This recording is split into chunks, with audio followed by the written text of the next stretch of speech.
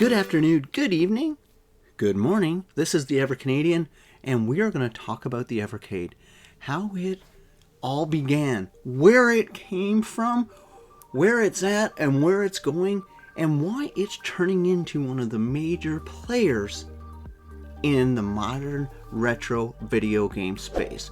So I am Pete. Hit that subscribe, smash that like button. You know the drill. We're going to get into it right now. The Evercade. What is it?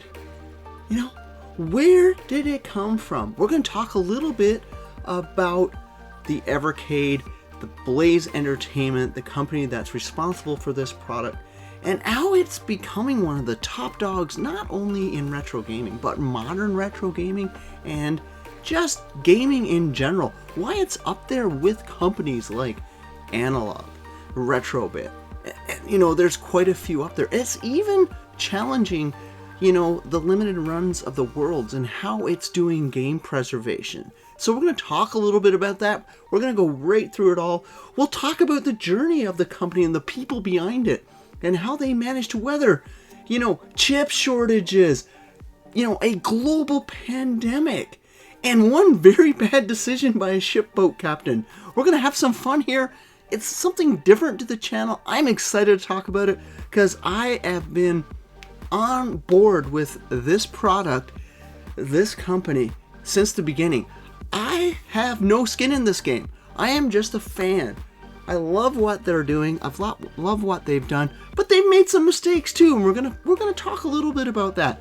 It has not all been, sunshine and roses and lollipops and stuff like that. So let's get into it. We're going to go have some fun, like I said, and talk a little bit about the journey of the Evercade. You ready to go? Let's do it.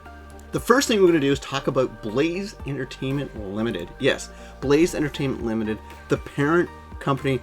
Well, I guess it is not necessarily the parent company. It's the company that created the Evercade phenomenon. Yes, it is a phenomenon in the retro gaming space.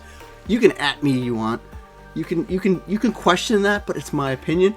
They are a company that's very small. They've got less than 50 employees. They were founded in 2018, and they come from merry old England. Yes, they are a UK-based company, and the fact that they're such a small, tiny little company speaks volumes to this whole journey. And I actually honestly believe is one of the major reasons why they were able to do so good in the misery of what's happened in this world in the last couple of years. So, what is the Evercade? Okay, so first of all, we'll talk a little bit about the Evercade. Where did it come from? Well, the Evercade is a handheld device at its core. That's what it originally was. It was a small, affordable, handheld device that was able to play physical cartridges that had ROMs of retro games. And when the Evercade first came out, it came out in May of 2020. That's when it had its pre-release and then official launch in that month in June, depending on where you're at in the world. So it was a very affordable system. It was less than $80, depending where you're at in the world, but less than 100. Let's call it that, less than 100. And again, they weren't creating their own games, but they were taking games that time had forgotten in a lot of places, or was only available via digital, and packaging them on these ROM collections. And they were sticking to the classics, the Atari collections, the Namco collections, but they were really entering into the market. And I honestly believe it was an oversaturated market, but what they were doing, they were servicing a part of that market that loved nostalgia, loved physical media, and loved collecting games. And they were presenting it all in a different way, in their own device and their own ecosystem. So the development of the Evercade began in 2018. So, it took them 2 years to get to launch. And that's pretty remarkable, considering they were a company of less than probably 10 people at the time. And they launched that system with collections already, and they offered 10 game collections with 122 games. That was available right around launch. So you, off the bat, had a system hitting the market, a low-cost system, and was hitting it with tons of games that you may or may not have played, over the last 40 years of gaming. And they were coming into the market. And they were a new player. They didn't have a pedigree. They didn't have anything like that. And they were just entering. The kahunas, the nuts, the balls of a company to do that. It's just remarkable, right? It was just remarkable. And they were out front saying, yes, these are ROMs. We take them, we fix them, we update them. We put them on a collection, we curate the collection, and we're selling them to you in a physical box. So we're going to talk a little bit about the collections now. Yes, they come in clamshell, plastic, small, really uniform designed cases. They come with a color manual that have some brief descriptions of the games. Yeah, manuals, right? In 2020? No game ships, modern or retro. Well, modern anyway, with manuals, but they did it. So that is the beginning. The Evercade itself, there's tons of information out on the original handheld, the specs, the system. Go check it out. Again, it was affordable. Did it have problems at launch? Did it have problems? The actual hardware. Yes, there were some LCD issues with the screen. It didn't have the best viewing angles. People's ROMs didn't necessarily work. Some people had they had ROM issues that they weren't loading certain ROMs. Some carts came to them blank. But guess what? During this time, Blaze stepped up and replaced, for the majority of people who were patient, their Evercades or their collections. So their launch was very successful, very smooth, but they did have a few little bumps along the road. And their hardware, had a little bit of issues with it.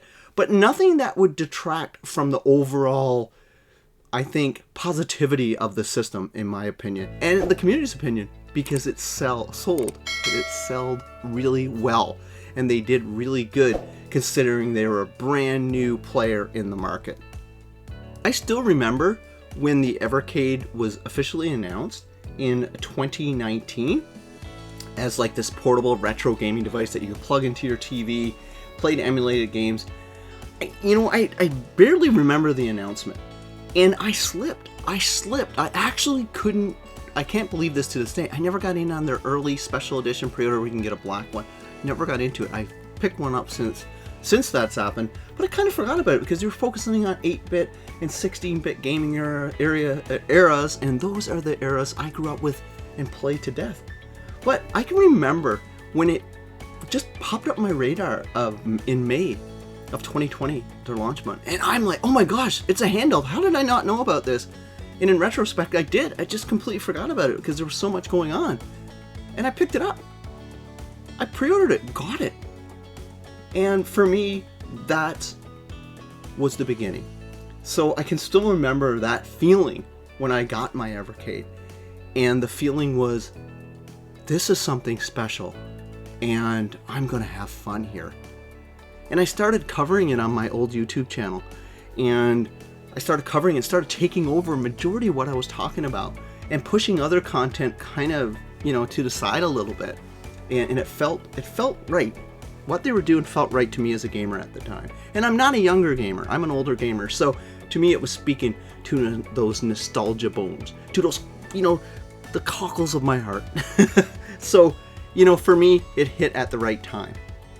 One of the things that Blaze Entertainment did right from the beginning was how it talked to the community, how it told the community what it was doing. They did this through roadmaps. They actually created a Discord. They were very active in the beginning and continue to this day. They had a predictability about them. They let you know in advance when you could pre-order. So none of this dropping pre-orders and all of a sudden you had an hour to get your pre-orders in. No, they let you know sometimes months out that this was the pre-order date. And they talked about launch dates. They had these roadmaps, but it was about the community. They engaged the community across all of the mediums they had available. Facebook, Twitter, Discord. They jumped on podcasts. They supported podcasts. They got in a community. They created their own Facebook group. They supported other fan groups. It felt like a very grassroots effort. It was grassroots at its core, what they were doing. And you can tell that the people behind the Evercade were passionate gamers. And I loved how they did that. It got to the point where the community just took over. People at Blaze just needed to probably sit back and let us do the work for them. There was a magazine created, and the magazine's still going. One of my favorite retro magazines to get every few months. I absolutely love it.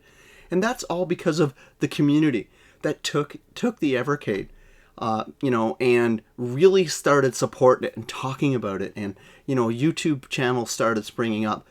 Smaller channels, but then the bigger channels got a hold of it and started spreading the word, which is important when you get some of the major players in retro video games talking. They have 4, 5, 6, 800,000 subscribers talking about a small retro device. That's a good thing, especially when it's positive, right? And I felt that's something that the entire community and Blaze supported, the curation of such a great community. And I think that was key for its early success. Another thing I think was key with them was the company is small, very nimble. And this comes into the worldwide pandemic that shut down the world for almost 2 years. And is still ongoing in a lot of ways. And the repercussions of the pandemic, how it started and what happened during it, and the lingering repercussions we have today with global shipping, the economy, and things like that. The fact that Blaze Entertainment was such a small company, they were able to weather storms a lot of other bigger independent companies could not, and are still struggling with today. And I think that's a part of their journey. They started small and they grew at the pace necessary, but they never outgrew their britches. They always seemed to make sure that they did not get this bloated company in front of them and massive offices, and they didn't fall into those traps. And you have to commend them for it, and that's the reason why they were able to do that. And I believe they had really intelligent management too, because there was chip shortages happening, and it's still happening. And they were still able to continue to ship their hardware. They had a few delays on some of their collections due to components with the carts, and they solved them quickly. They were one step ahead of this all the time, in my opinion. There's proof in this pudding. They shipped during the pandemic a variant color of the system, of the original Evercade handheld, but they also shipped a home console, the VS, during the pandemic. Sure, there were some delays and there were some shipping concerns and distributions, but they were able to create, manufacture, and start selling a brand new home console version of their system, of their ecosystem, and that was fully compatible across platform. They were able to do this. And they were able to sell 5,000 special edition units of the VS, the black one, gunmetal black, in 1 week. 5,000 of those. We don't know any sales number total for the VS, but it got such a positive reception, and I feel that speaks to the people behind it and the community embracing it. They were able to do this, like I said, a bad decision by a ship captain or a pilot. The whole world's shipping and distribution got shut down because a container ship, one of the largest in the world, if not largest, got stuck in the Suez Canal. That was their major distribution link to get stuff from Asia over into Europe to send out to the world. And this happened during the VS development. And they still got through that. Many other companies are still recovering from that. And I think that's just remarkable. I'm thinking, do they have like a fortune teller? Somebody who can see the future on their team? It feels very much that way, right? And for me, that is huge. And I think you have to commend them as a company. And it's their vision. They said from day one who they were, what the Evercade was about to be, what the Evercade is, and what the VS is, and they kept to that vision. They said they'd never go digital with their software, and they continue to maintain that in recent AMAs. They will never go digital. It will always be a physical-based game delivery system, which you have to commend, because that shows that 2 years in, going on its third year, they've not wavered. They are continuing the same message they said with early adopters to new adopters. This is what we said we're about. This is what the Evercade's about, and this is what we're going to be for as long as it's going to be, which I really appreciate. And they're expanding what type of games and platforms are coming. They've introduced more modern indie games in meaningful ways on their system, which is great. They've got native PC games running on their system. They've introduced microcomputer collections. So during this time, this 2 years journey, they have console collections, which are 8-bit, 16-bit. They introduced a new range of arcade collections, which I think are remarkable and awesome. And that goes into the game preservation that they're doing, which I think they're preserving games that are no longer exist anywhere outside of arcade machines lost to the ages. And now they have them on cartridges, on your VS, on your Evercade, playing them, which is amazing. And now they're bringing the microcomputer age, a phenomenon, in the late 70s, mid 80s through the 90s. They're bringing, the Commodore 64 collections over to their system.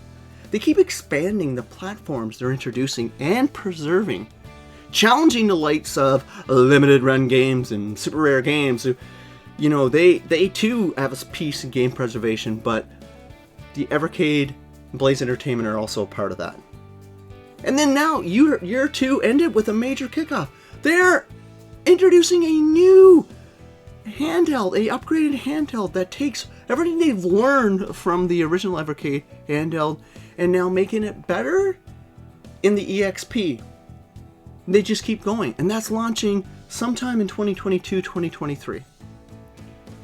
I feel that they are the biggest player in modern retro video games right now, and they don't get the attention they deserve, and I believe they need more attention from the gaming community because they're doing it right. They've been doing it right for more than a couple of years, and they continue to prove that they are a respected company in this space. And their journey is just beginning. And I feel where they go from here, whether it's a different product line outside of the Evercade ecosystem or continuing the Evercade ecosystem, they have earned my respect as a gamer who's been playing and following the industry for 40 plus years, and they've earned my respect, and they will continue to earn my respect, and I will continue to talk about what they do. Thanks so much for watching, listening, and checking it out. Let me know what you think in the comments. Have an awesome day. Bye, everyone.